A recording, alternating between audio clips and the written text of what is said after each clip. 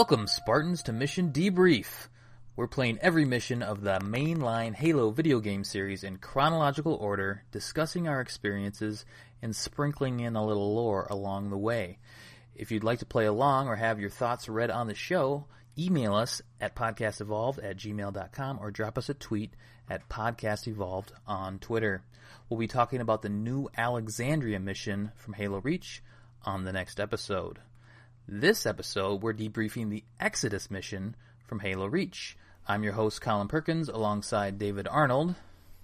Hello, everybody. And Krista Brown. Tell him to make it count. George's final words, because he's dead and not alive in any way, because he exploded. Gasp. All right, last mission, we caught a ride on a Saber, did a little flying in outer space, planted a slip space drive on a Covenant carrier, which, at the aforementioned George, drove Dr. Strangelove style into the long night of Solace supercarrier. Then a bunch more aliens show up. In this mission, we dust ourselves off from a fall from outer space, avoid a gaggle of suicide grunts, meet a new enemy type in the Brutes, and we steal their gravity hammer. After we secure a landing zone for some evacuees, we hop a Falcon to activate some missiles to help some more civilians GTFO Reach. Because no one wants to be on Reach anymore. No, it's an awful place. The date in this game, which we need to talk about, is August 23rd, 2552. So this is 2 weeks afterwards. How is this 2 weeks crazy. Afterwards? I want a book about these 2 weeks of Noble Six just wandering around the wastelands. I want a short story. Well, that's what I'm presuming happened. That he crash landed nowhere near New Alexandria, and it took him the guts of 2 weeks to pretty much get here. And to get healed, because he was injured when he fell, because he had a weird limpy thing going on. Well, you still start the mission with less than full health. You do, so yeah. You're still injured technically. Yeah, that's true. As the mission starts. Yep, that was actually a nice tie-in to him, but it's not really clear with that cutscene that you figure you just fell and then I don't know, you were knocked out for an hour, but no, you were knocked out for a while. Well, if you notice, the time of days very different between the beginning of that cutscene and then the part of the cutscene where you're coming up on Exodus. So I mean, there's some time difference, but it's not. It's the longest I ever thought this pause was a couple of days, not 2 weeks of him, punching Moas in the face and eating them, which is what I would do. I mean, well, yeah, obviously he's got to survive. Making them Moa burgers. I'll avenge you, George. You always hated Moas. How do they sustain themselves in their suit that long? Do they pop open the visor and eat a burger, or yeah, take their helmets off? Yeah, I would imagine. Noble team's pretty free with taking their helmets off in this game. That's true. Except for our guy, Noble 6. Our guy needs a and I don't think Emil ever takes his off. No. Oh, that's true. You see some of Emil's face in the not the next mission, but the second to last mission. You can find an Easter egg of a little bit of Emil's face. But that's for another episode. So we are wandering around New Alexandria. We find New Alexandria. Start wandering around, and there's a whole lot of dead bodies around. Yeah, just a couple. Mm-hmm. And there's a lot of angry grunts that are just ready to take you out and themselves. Oh, yeah. What did you guys do? What was the best way for you to take those grunts out? Oh, I just made David go first and let him kill himself. Oh, that's right. You got to talk about it. You guys did co-op. We did. This is the first one. We actually tested to see how co-op worked with Reach, and it worked pretty damn well. We had 2 segments where it kind of cut out and a little bit laggy, but it was actually perfect. Yeah, instead of Reach getting really laggy, it would kind of take you to a loading screen and be reconnecting for a couple seconds, then take you back into the game to kind of avoid the laggy parts, which was really nice. It worked well. So, we didn't have too many complaints. I wonder if they patched that in, because I think I tried messing around with Reach right when it came out, backwards compatibility-wise, and it was a little rough, so they probably fixed a couple things, just made some quality of life improvements like that. I can think of another game they could fix. I think they're working on it. Actually, when I found out that you guys played a co-op, and then I was playing through it by myself. I ended up getting jealous. This is actually a good mission to play co-op. Aw, you should have just thrown us a text, been like, I'm all alone. I'm really sad. I heard you guys were hanging out without me. I've been wandering around for 2 weeks by myself. My heart's a little hurt. Please, will someone play with me? Someone play with Colin. He deserves it. I'm a sad boy. Sad, lonely boy. What else? So then we meet some grunts. I just took them out kind of headshot style with a pistol. Pistol ended up working the best for me. I died a lot in this mission, playing on heroic still. I don't know if it was because I was playing late last night and I was tired, but it felt like they've stepped it up a little bit more in terms of different ways you can die. And I tend to be a little more Rambo-ish when it comes to Halo, so maybe that's part of the problem. Well, that grunt part just sucks. So. Well, and towards the end of the mission too, like that last open scene, which we'll get to. That one's kind of rough by yourself too. I mean, unless you remember where to go. David and I did just fine. I'm sure. See, jealous. Where else? So where does that take us to? So we go and we meet some brutes, right? Lots of brutes, hairless brutes that look weird. Let's hear everybody's pronunciation of Girolane. Girolane. Ooh, Girolane. All right, we all got it. I think that's how you actually pronounce it. I mean, Boom. we listen to audiobooks once in a while, so that's a great way to pick up on pronunciations. And hope that they're pronouncing it right. I would imagine 343 would force them to say it right. Well, that's that. Did you? I had a gravity hammer the entire mission after that. Did you guys tote one around, or what'd you do? Not really. I'm more of a DMR person, so I kind of carried that around. Kind of like that. I'm not big in melee, and I've never really took to the hammer that much, and I think it's kind of harder to use in the hardest difficulties because you got to get up close and stuff like that. So yeah. I actually always like to take the turret. I pull the turret off, and I kind of go around with that for a little while. There's also there's plenty of good weapons in this mission. Like I found a shotgun and stuff like that. There's plenty of snipers and later on rocket launchers and stuff. So I keep swapping them a lot. This mission, I think I played a lot with the shotgun and the DMR. I didn't think of the shotgun, but that's up close. Anyway. Yeah, that's well. The Halo Reach shotgun has a pretty good spread on it as well. That's true. It does. It's a good shotgun. So I got a little ahead of myself. I did want to talk about the opening cutscene, and we touched on it, but I felt like the music did a great job of making it feel very dire. It was so sad. Mm-hmm.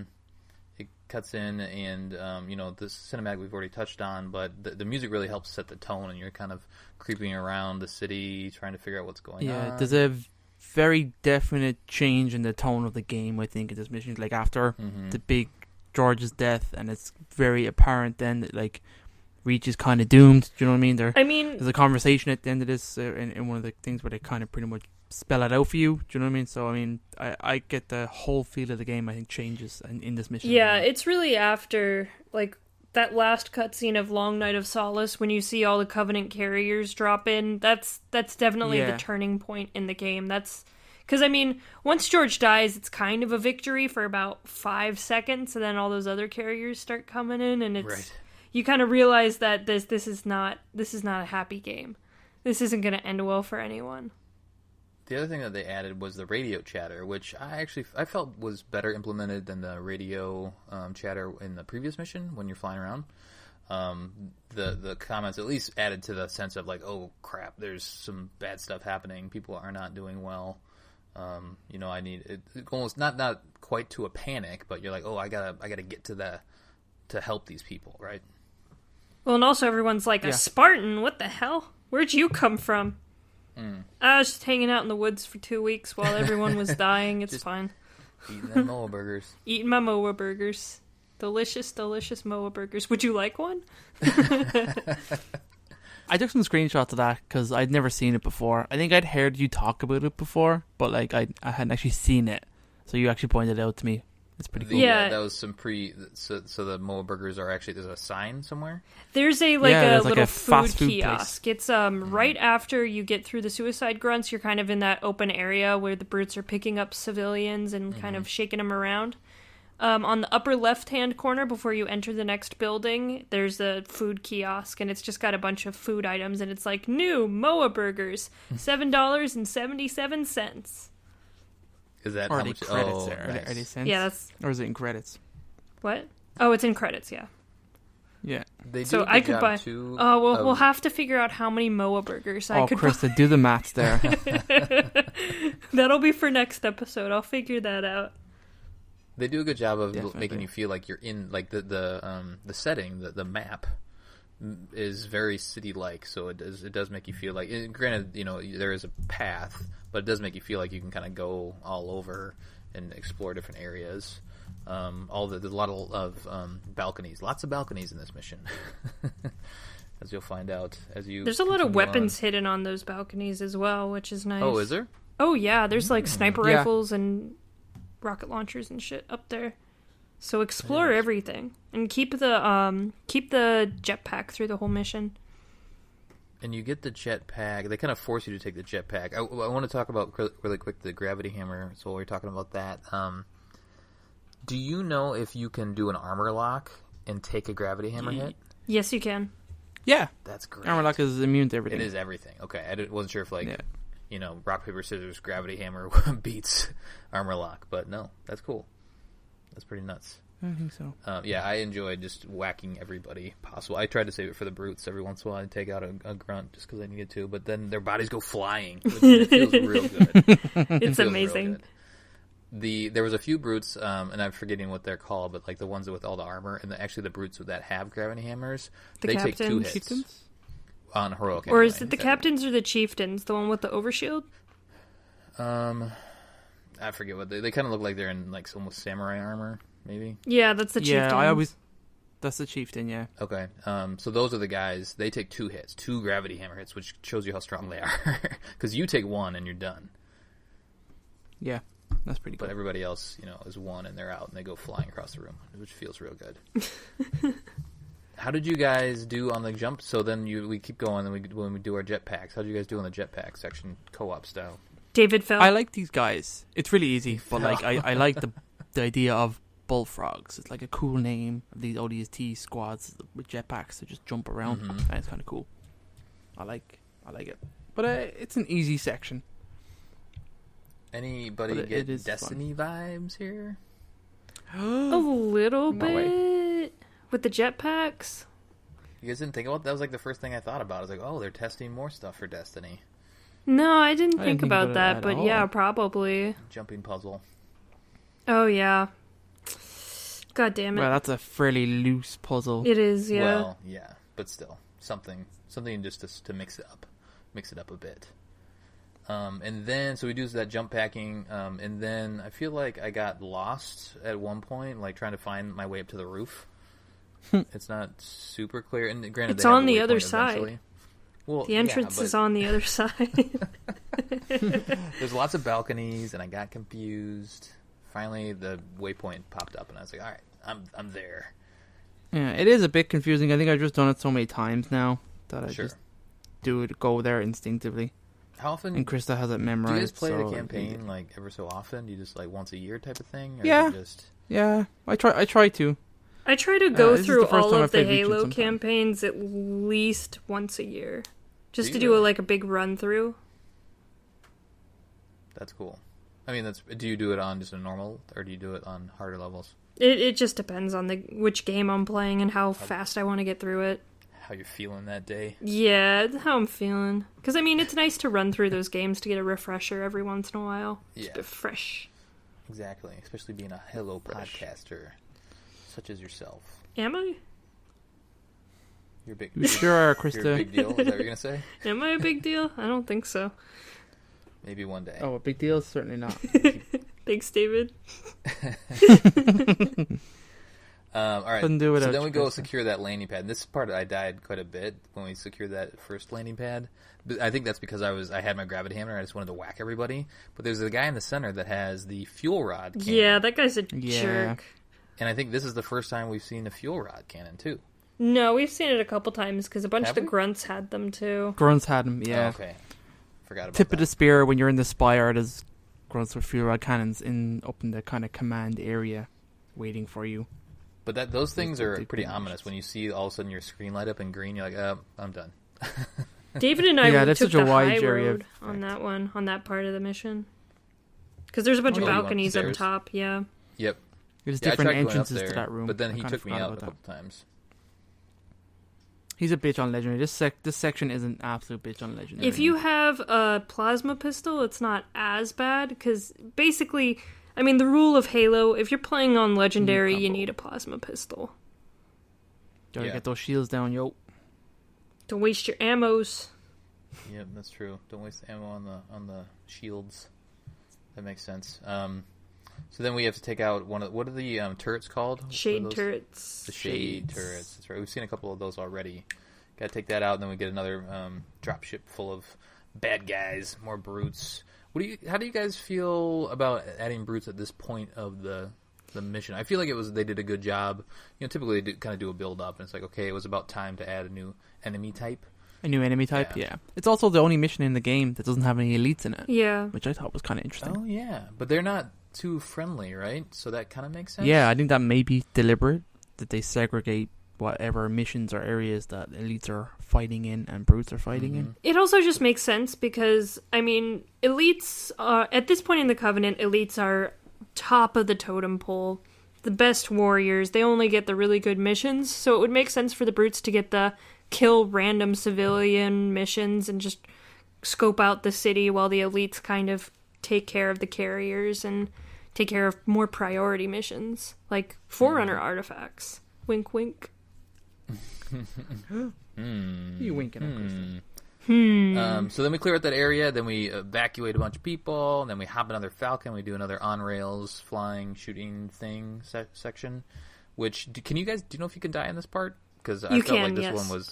you can? Can you? This one felt like way harder to die in. I think the Banshees the Banshees are...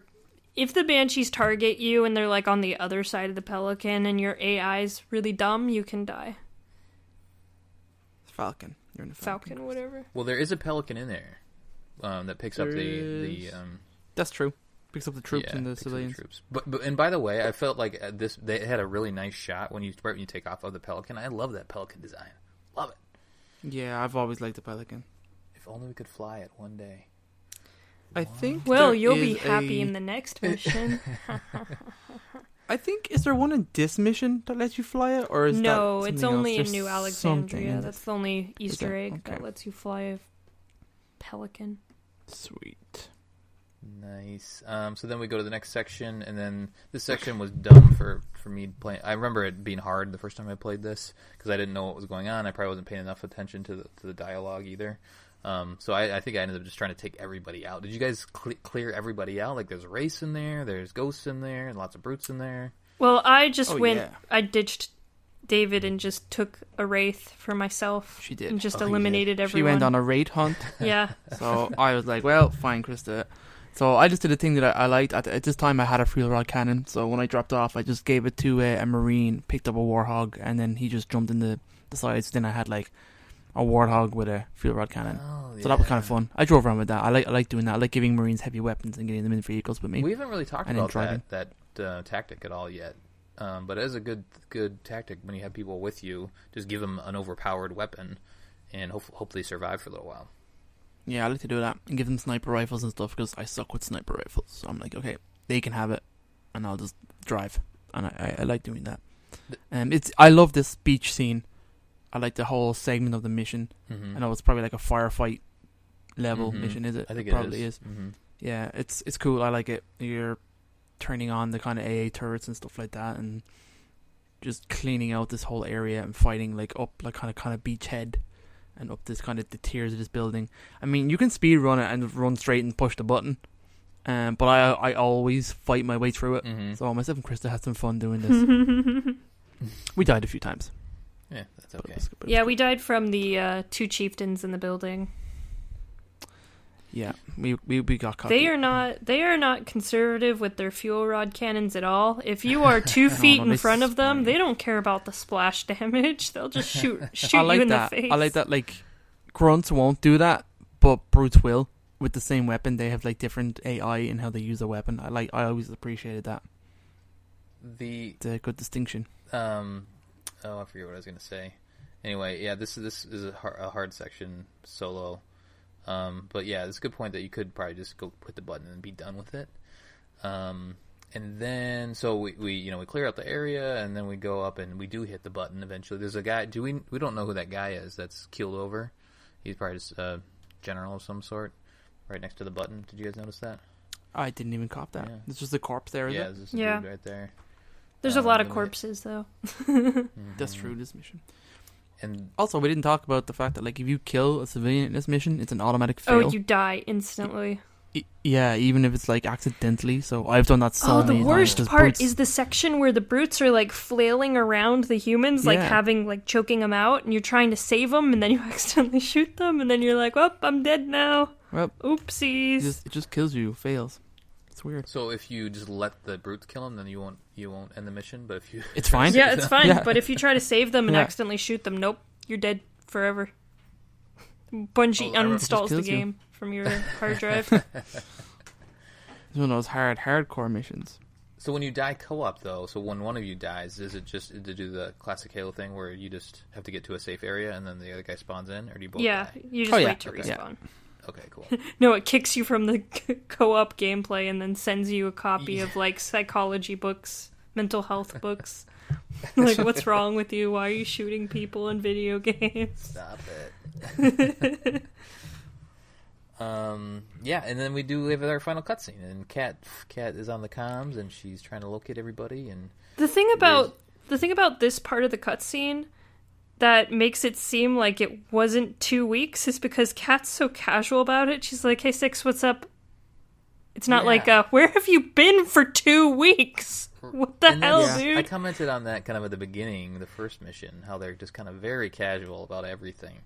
But that's highlighted again here, and maybe that's just because they're Spartans and they kind of lack that emotion. But it is a disconnect from what you just did, essentially. Maybe it's because Kat knows that Noble Six is already kind of a lone wolf and isn't used to working with team members. Mm-hmm.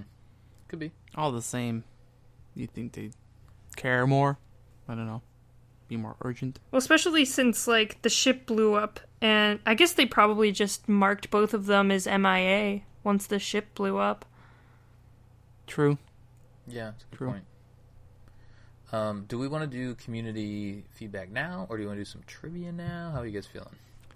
I'll do the feedback real quick, because I am not reading Matthew Lund's whole goddamn thing, quote, quick. But no, I did read through it before this time, so I'm ready. I'm ready for you, Matt. So essentially, Matt hates this mission. This is pretty much what you can summarize. He is black and white. Happy. He either really likes it or he hates it.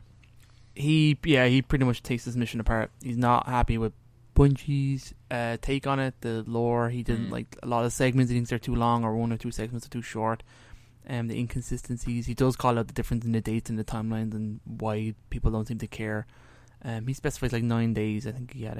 I think when I said 2 weeks, I think I rounded up just to say it's the guts of 2 weeks. That he's been missing. Oh, okay. From like the 14th to like the 22nd or something like that. So, however many days that is. But yeah, overall, he is not impressed with this mission. It's pretty forgettable, he says. I liked a lot of the sections in his missions, but I can understand why someone wouldn't. It's not amazing mission, but I liked certain segments in it. Mm-hmm.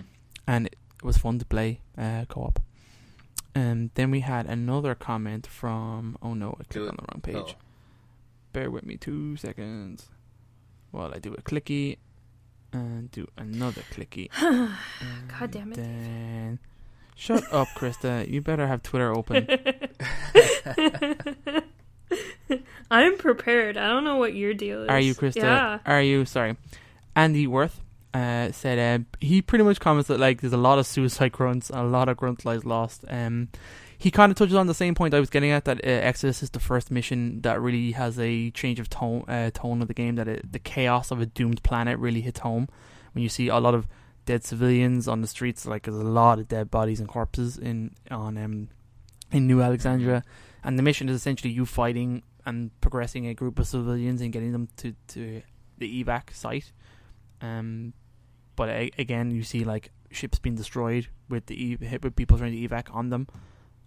So it is darker. He thinks it was very moving moments in Exodus, so he is quite different take on it than Matt's. That brings up a good point, though. But, the evacuation scenes, well, there's a couple of them, but you don't, like, when I think of evacuation, I think of, like, you know, you're standing on the side of the I don't know, the ship or whatever, and you're like, okay, everybody, come on, get on. Like, we never have that moment as a Spartan.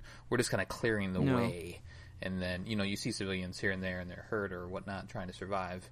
But you never have that moment where you're, like, talking to civilians and telling them that, hey, I'm going to get you out of here. No, Spartans don't talk to civilians. What are you talking about? Yeah, I mean, realistically, Spartans aren't even really supposed to exist at this point in the series. It's kind of just a military secret. Yeah. Spartans are kind of whispered about, but Oni is keeping all the information very close to their chest because of the ways that Spartans, you know, became Spartans. Mm-hmm. Not these particular Spartans, but just in general, Master Chief and all that. Yeah. So, I mean, Spartans are just kind of fabled, like, weird machine people at this point in civilians' eyes, and are probably about as scary as the aliens that they see around them. That's true. Civilians probably have no clue what they're looking at. Yeah. Just this gigantic human in armor that they're assuming, I suppose, is human, but, like... I mean, at one point, civilians thought that Spartans were like robots because they never talked. They just kind of looked at them, did their job, and just left, basically. I feel like this is a good point to promote reading Fall of Reach by Yes. Eric Nyland. Do I don't it. know if we've done that yet, but if you haven't done that yet and you're playing this game, read that. And that is the source of truth. And there's, you know, you have to work around it when you're playing this campaign, but maybe play this campaign and then go back and read. You're not going to appreciate Reach, the game, very much once you read this book, unfortunately. Mm-hmm. What else you got on Facebook? That's it. I mean, 2 real comments. Nick was on there too. Maybe not. Nick, he normally tries to, but I haven't got anything from him in this post. Nick. Slacker. And it's Cepeda. See, nailed it. Cepeda. I got it. Work on it. I got it. Krista, anything on Twitter? Just one on Twitter from the Bad at Halo show. Shout out to you guys. You're awesome.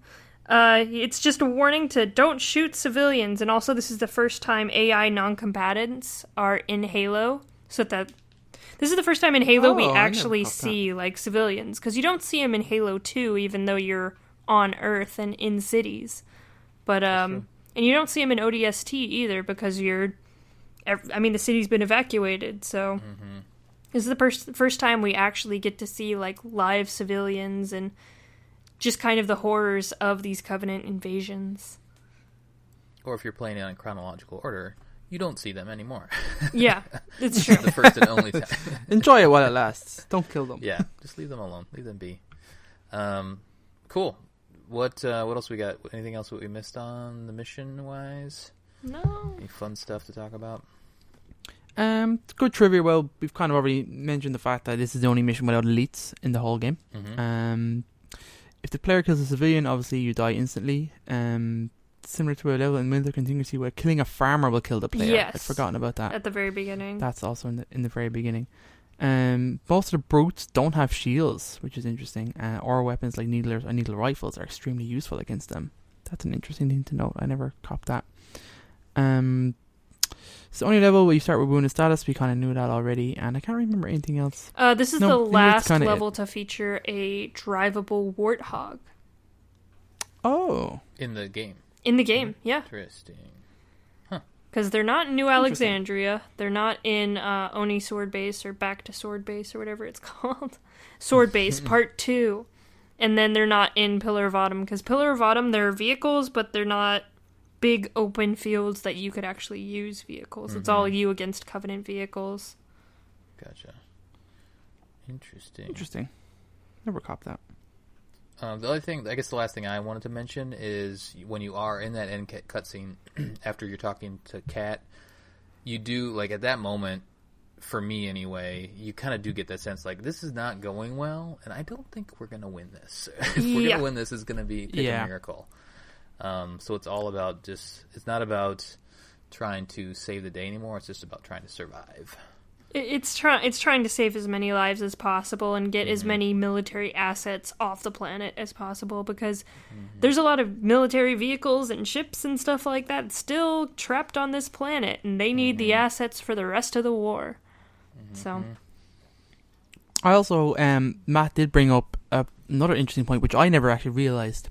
Right before this, the mission, before Operation Uppercut, you were supposed to be like, the UNSC fleet, like, is something like 60% of the fleet is on its way, and should be here within 48 hours. But this is a 2-week period now, and there's no mention of any of those reinforcements. There's no mention of what happened. That's a good point. Unless it's assumed that the Covenant fleet wiped them out as they arrived. I'm not actually sure. I can't remember. Maybe there's something tying in with the book here with the Pillar of Autumn's leaving the side. Maybe that's Bungie's way of explaining why there, or like how there can be such a gap that they're still fighting. That they ended up sending a bunch of people. It was 2 days later, but at least that force was able to fend off the Covenant for the 9-day gap that it is between when you can get there. So maybe that was how, in their minds, it made sense.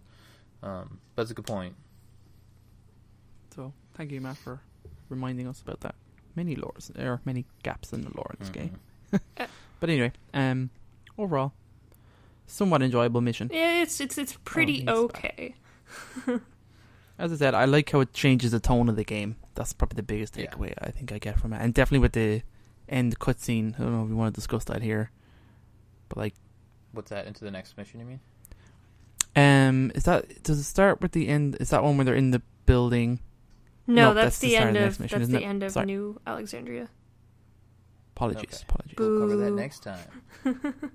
So that will do it for our debriefing of Halo Reach's Exodus mission. On the next episode, we've talked about New Alexandria. That's what we'll be covering next time. So play that mission. Send us your thoughts. podcastevolved@gmail.com or tweet us at podcastevolve. And we will see you guys next time. Evolved. Yep. Evolved. Bitches. All right.